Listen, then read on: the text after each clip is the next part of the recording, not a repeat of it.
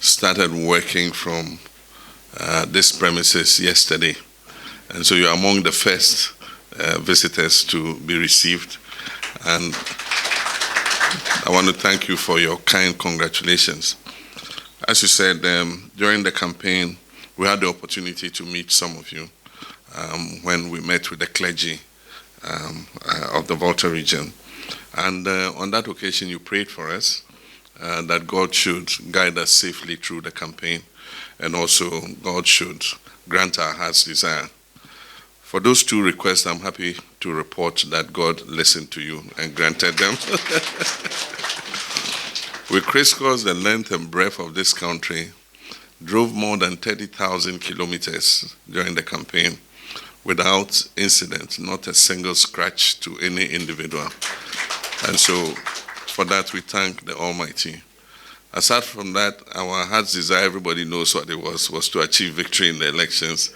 And today, here we are. God granted that wish too. And so we want to thank you for the prayers you said for us.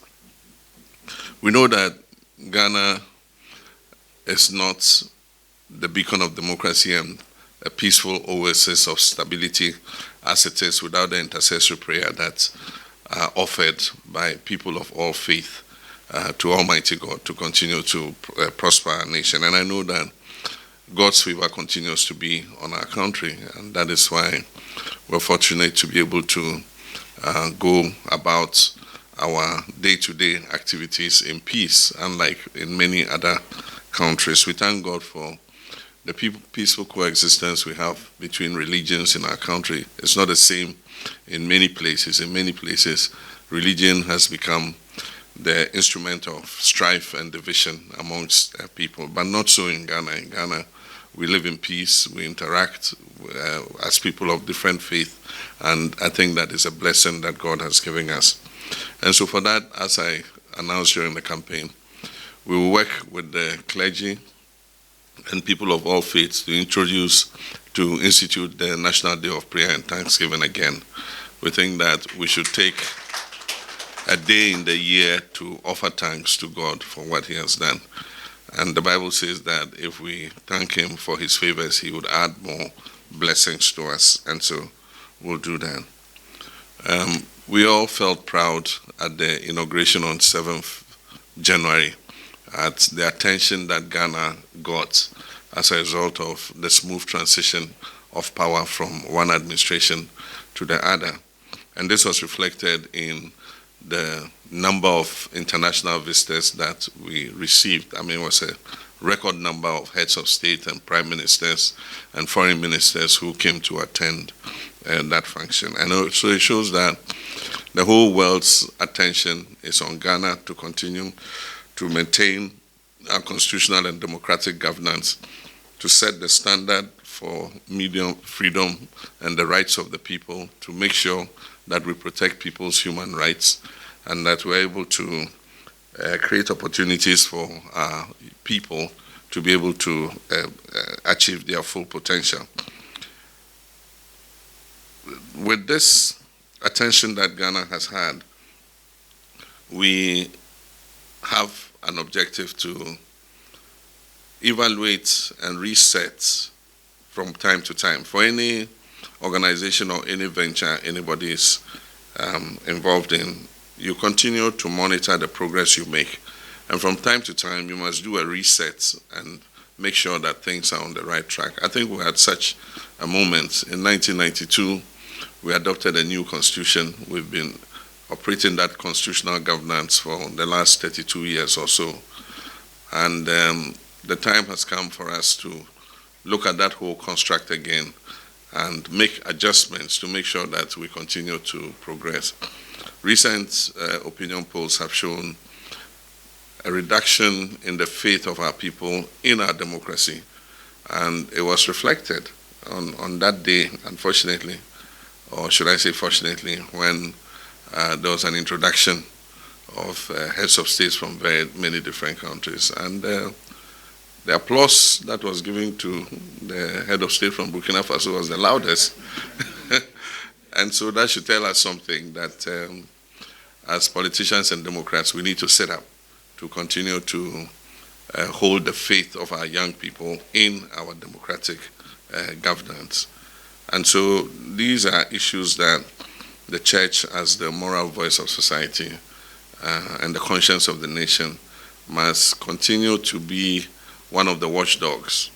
And so I urge you, when things are not going well, to be able to raise your voices and draw attention to it. The government I lead is not an intolerant government. And if people speak and criticize us, we're not going to come and harass them and hound them and give them threatening phone calls. And so I believe that the church can speak freely, the media can speak freely, and we will take it as, a positive instrument for correcting whatever they are referring to. And so this reset that we have set ourselves to do is not going to be easy. The economy is in dire straits. As we take office, and I'm going to swear in the first set of ministers today, including the finance minister, but since his nomination and the transition, we are beginning to understand, how critical our current state is in respect of the economy. We have a huge debt overhang, even though the debt exchange has been done. The payments over the next few years are going to take quite a lot of pressure, put a lot of pressure on our finances. And so it restricts how much fiscal space we have in respect of other things like education, infrastructure, healthcare, and others. And so we need, in that circumstances, to be very careful in terms of how we prioritize what we put our revenues to. And so we're going to take the most priority things to deal with, which will make a tangible change, a difference in the lives of our people. Volta region is a very important region to Ghana in terms of food production, agriculture, tourism, and so many other things. And I think that we can take advantage of that and improve its potential to be able to create opportunities for our citizens who live there. And so our main focus in respect of Volta region to be to improve the infrastructure in terms of the road network, in terms of education, in terms of healthcare, in terms of access to clean drinking water, in terms of extension of electricity, so that people can use it to generate small and medium enterprises to be able to earn incomes for themselves. So that would be our main focus. But then also the focus will be on exploiting the potential so that we can create jobs for the young people especially. And so in that regard, agriculture and agribusiness is one of the places we want to look at. And so the production of oil palm, already there's an initiative that is providing seedlings to young farmers and others who are interested in producing oil palm.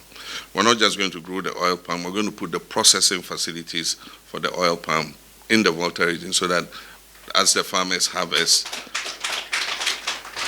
we would have the processing facilities to process the oil palm for the market, because one of the major import items we have, if you look at the import bill of Ghana, one of the biggest food item imports is vegetable cooking oil. And yet we have the land, we have the sunshine, we have the water to be able to not only produce vegetable cooking oil for ourselves, but to export to the rest of the African region. And so we're going to fully exploit that so that we become self-sufficient in production of vegetable cooking oil. There are crops like ginger, and in OT they grow a lot of ginger.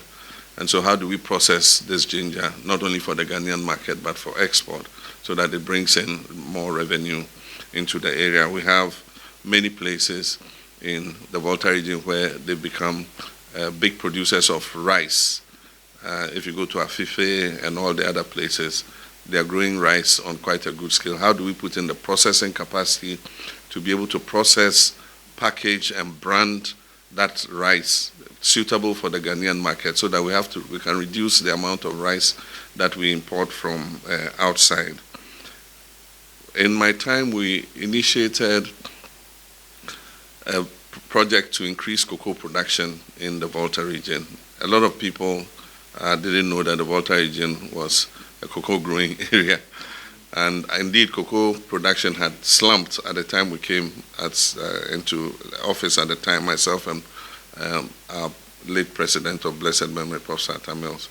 And one of the things we did was to try and increase cocoa production. So we set up seedling centers to give free seedlings to farmers who were willing to go into cocoa farming.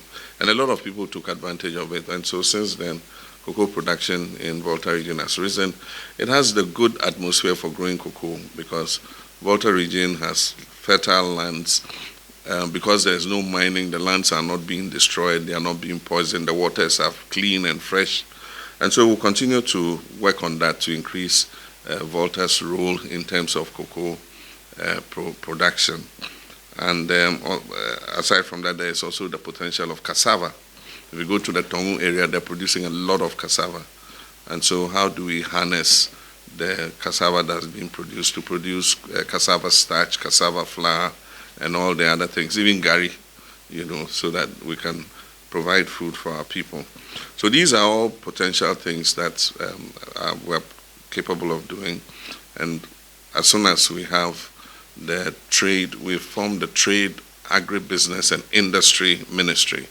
And so they'll be dealing with agribusiness, and they'll work in sync with the Ministry of Agriculture, so that we're not only concentrating on food production, but we're also concentrating on processing and marketing.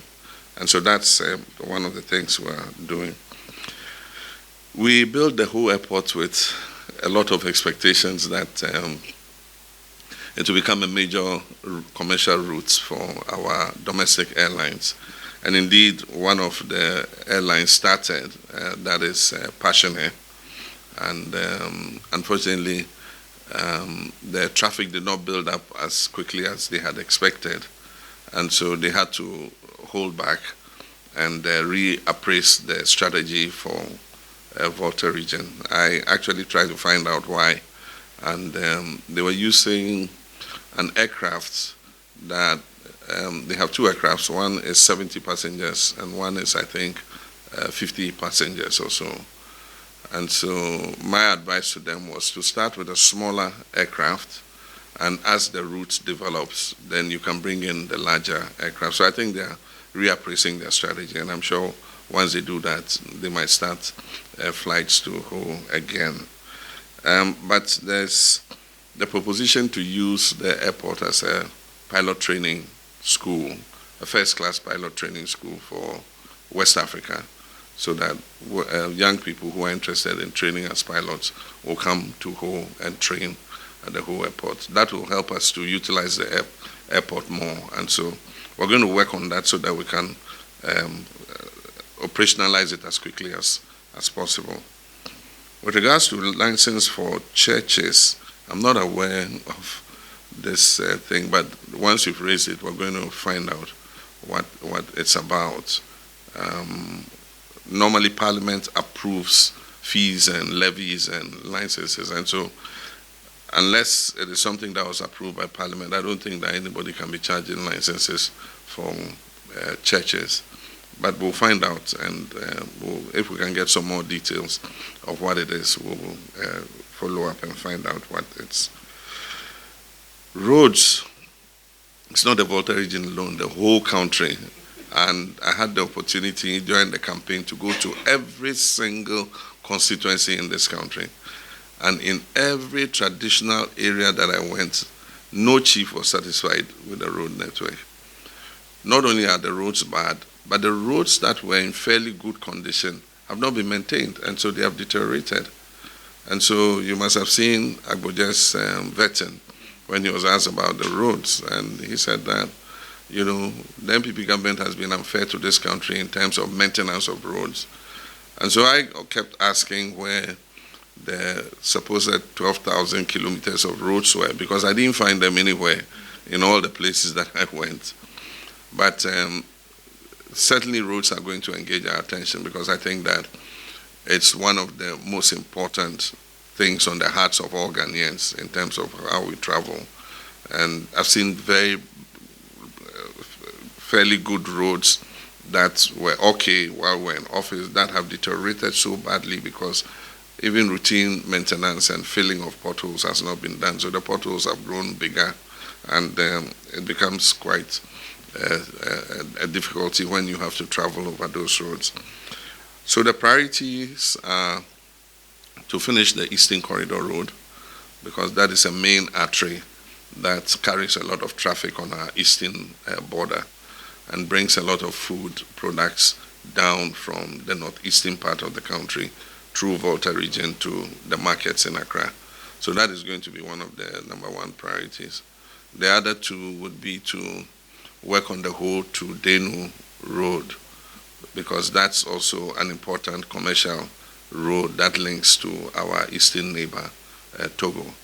And so that will be a priority. And then, of course, the road from Joapong all the way to home is also going to be a priority. But of course, there are other link roads that, even though I haven't mentioned, does not mean that we're not going to work on. We're going to identify them and make sure that the riding surface is good enough. And finally, with regards to education, we're seeing a deterioration in the quality of education at various levels. And that is why we need, as a country, to come together and see what the obstacles are and what strategies we can put in place to make sure that our children are getting the quality education that prepares them for the world of work. And that's why we have said we're going to hold a National Education Review Conference. And the review is not aimed just at SHS. It is from basic all the way to tertiary. We are going to see what the state of our education is currently and what we can do to enhance quality at all levels, but also to bring efficiency into the free SHS so that we're utilizing the resources that we're putting there much better than we're doing currently. And so we have set up the planning committee that is going to plan the conference.